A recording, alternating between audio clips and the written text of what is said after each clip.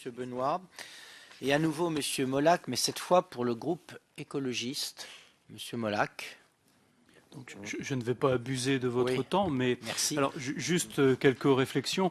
Effectivement, je soutiens tout à fait les propos de mon collègue Thierry Benoît, puisque il me semble qu'effectivement, je plaide assez souvent pour qu'un pouvoir réglementaire soit donné aux régions. Donc il me semble qu'effectivement ce serait une solution parce qu'on voit bien que dans le système centralisé dans lequel on est, tout doit remonter au Premier ministre et que forcément le pauvre, il faut qu'il règle tout. Et c'est pas forcément évident et pas forcément efficient.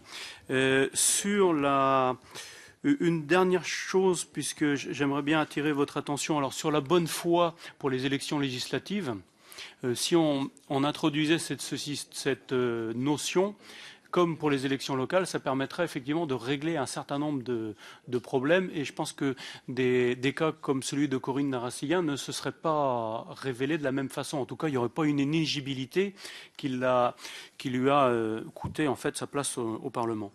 Dernière chose sur et je vais terminer par ça, sur la loi organique de 2007. Je pense qu'il nous faut quand même penser à des possibilités de destitution du président. Je rappelle qu'au XXe siècle, nous avons eu un président qui a été invalidé parce qu'il avait plus toute sa tête.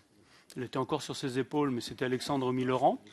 Et on en a eu un deuxième qui a été condamné pour haute trahison, ce qu'on ne peut plus faire aujourd'hui. Donc, il me semble que ce type de procédure, certes, serait exceptionnel, mais de la garder parce qu'on ne sait jamais. C'est pas parce qu'on est président saint d'esprit à un moment donné qu'on peut le rester pendant tout le mandat. Et aujourd'hui, on n'aurait même plus la possibilité de condamner un président pour haute trahison, ce qui a été fait en 1945. Voilà, je vous remercie.